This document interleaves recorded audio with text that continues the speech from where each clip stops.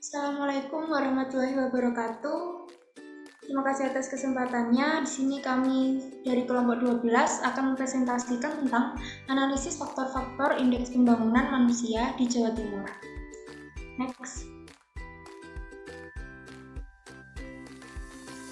9 anggota dari kelompok kami, yaitu yang pertama ada Ferdiana Priska dengan NIM akhir 014, M. Iya dengan NIM akhir 07, M. Zidan Kamil dengan NIM akhir 080, dan saya sendiri dengan NIM akhir 047. Next. Pendahuluan. Next. Yang pertama adalah latar belakang. Untuk membentuk sumber daya manusia yang berkualitas dibutuhkan investasi di berbagai bidang, seperti kesehatan dan pendidikan yang tentunya membutuhkan anggaran. Oleh karena itu, dukungan pemerintah sangat dibutuhkan termasuk dalam hal pertumbuhan ekonomi dan tingkat kemiskinan yang dapat menggambarkan kualitas hidup manusia. Karena pertumbuhan ekonomi yang tinggi menjadi salah satu prioritas negara yang menjadi indikator keberhasilan dalam pembangunan. Next. Berdasarkan fakta dari Human Development Report, Indonesia berada di peringkat 108 dengan IPM terendah di Jawa Timur sebesar 73,54. Sedangkan nilai IPM Indonesia tahun 2013 sebesar 73,81. Hal ini menunjukkan rendahnya kualitas penduduk Jawa Timur sehingga diperlukan campur tangan pemerintah melalui pengeluaran pada pembangunan manusia. Next. Selanjutnya, tujuan penelitian yaitu untuk mengetahui faktor-faktor yang mempengaruhi secara signifikan indeks pembangunan manusia di Jawa Timur. Lalu ada manfaat penelitian dapat menjadi rujukan dalam pembuatan kebijakan mengenai pembangunan manusia dalam hal peningkatan sumber daya manusia. Dan untuk data yang digunakan dalam penelitian ini merupakan data sekunder dari website resmi BPS Jawa Timur. Next. Selanjutnya, variabel penelitian ada dua, yaitu variabel respon adalah Y, yaitu indeks pembangunan manusia. Dan selanjutnya variabel prediktor ada 4, yang pertama X1, yaitu jumlah penduduk miskin, X2, fasilitas kesehatan, X3, rata-rata lama sekolah, dan X4, yaitu PDRB atas dasar harga konstan. Next. Yang selanjutnya adalah hasil dan penelitian. Next. Pertama, identifikasi pencilan. Keberadaan pencilan dapat mengganggu proses analisis data, terutama karena asumsi penemuan data tidak lagi terpenuhi. Sehingga perlu dilakukan pendeteksian keberadaan pencilan ini menggunakan metode diagnostik, karena bisa jadi pencilan tersebut terdeteksi sebagai outlier, equilibrium point, maupun pengamatan berpengaruh. Untuk tahap-tahapnya sendiri terdapat 5 tahap. Bisa dilihat di slide. Next.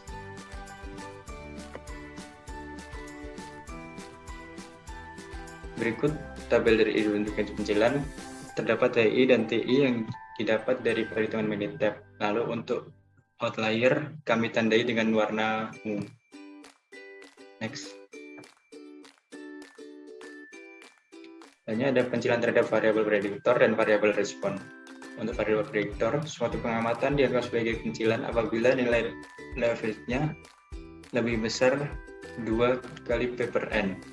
Pada pengamatan ini diketahui P sama dengan 5 dan N sama dengan 38. Maka suatu pengamatan dianggap sebagai pencilan jika nilai leverage-nya lebih besar dari 0,263158. Berdasarkan data tabel diperoleh data yang dianggap sebagai pencilan, yaitu data ke-32 dan data ke-37. Lalu untuk variabel respon, suatu pengamatan dianggap sebagai pencilan apabila nilai dari delta residual lebih besar dari T alpha N min P min 1 dengan nilai tersebut sama dengan T 0,0513. Maka suatu pengamatan dianggap sebagai pencilan jika nilainya lebih besar dari 1,69389. Dengan tabel di atas diperoleh nilai pencilan terhadap variabel respon sebagai berikut, yaitu pada data ke-1, 8, 28, 29, dan 32. Next. Berikut identifikasi pencilan. Dan berikut tabel dari identifikasi pencilan berpengaruh. Next.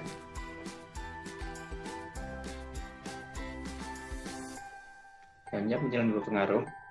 Suatu pengamatan untuk bus data berukuran besar atau N lebih besar dari 30 dikatakan berpengaruh jika nilai David lebih besar dari 2 akar P per N.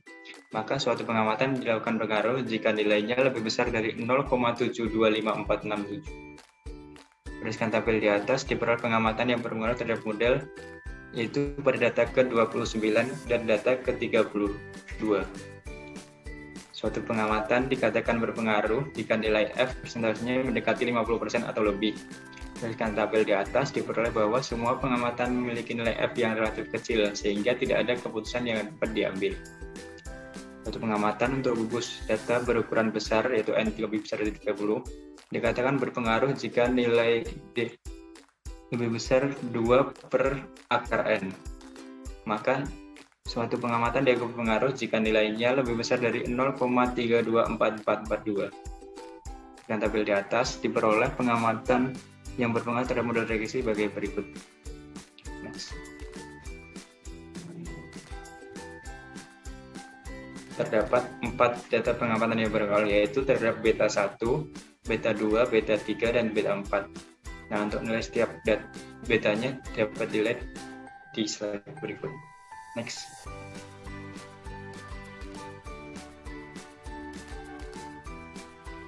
Selanjutnya adalah pemilihan model terbaik. Nah, model regresi terbaik adalah model yang dapat menjelaskan perilaku peubah tak bebas dengan sebaik-baiknya dengan memilih peubah-peubah bebas dari sekian banyak peubah bebas yang tersedia dalam data. Terdapat beberapa metode untuk pemilihan model terbaik. Dalam penelitian ini, kami menggunakan prosedur langkah mundur atau backward selection procedure.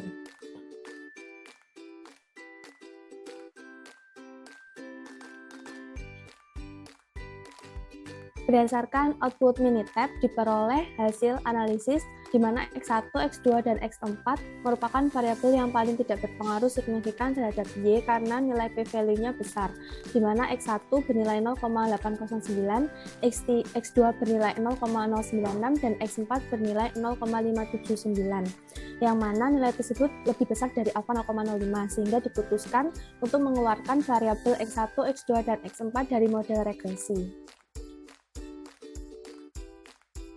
Selanjutnya, setelah pemilihan model terbaik, kami melakukan estimasi kurva.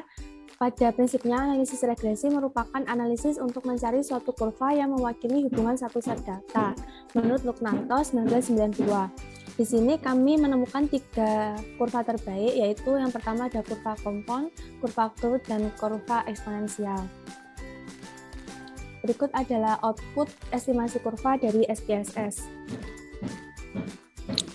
Yang pertama adalah kurva kompon, didapatkan model Y topi sama dengan 3,9231 plus 0,04389 X3 dengan nilai R-square-nya adalah 96,5 dan error-nya adalah 0,014. Selanjutnya adalah kurva growth, diperoleh model yaitu Y topi sama dengan 3,9231 plus 0,04389 dengan nilai R-square-nya 96,5 dan error-nya adalah 0,014. Selanjutnya adalah kurva eksponensial, diperoleh model kurva Y topi sama dengan 3,9231 plus 0,04389 X3 dengan nilai R-square-nya adalah 96,5 dan error-nya adalah 0,014. Setelah ditemukan kurva terbaik, kami melakukan uji asumsi. Di sini terdapat 4 uji asumsi, yaitu uji heterokedastisitas, uji normalitas, uji autokorelasi, dan uji multikolinearitas.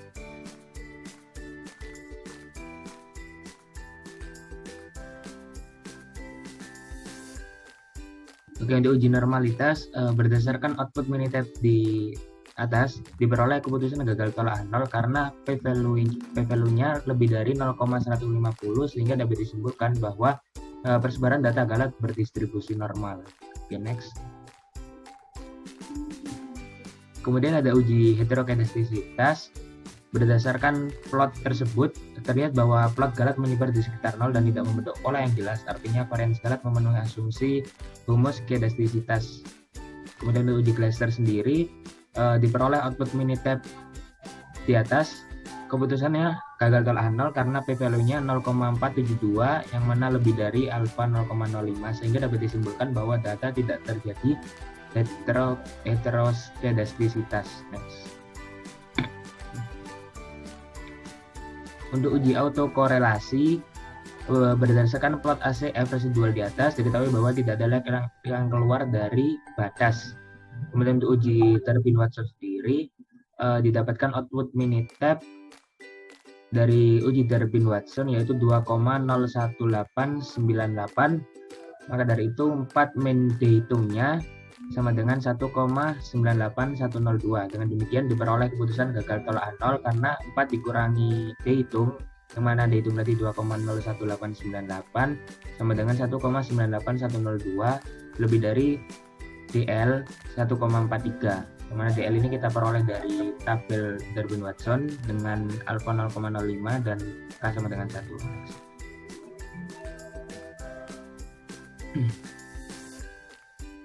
Oke, kemudian untuk uji multikolinearitas berdasarkan output Minitab tersebut yang mana X3 diregresi terhadap Y diperoleh nilai VIF X3 1 sehingga dapat disimpulkan bahwa tidak terjadi multikolinearitas.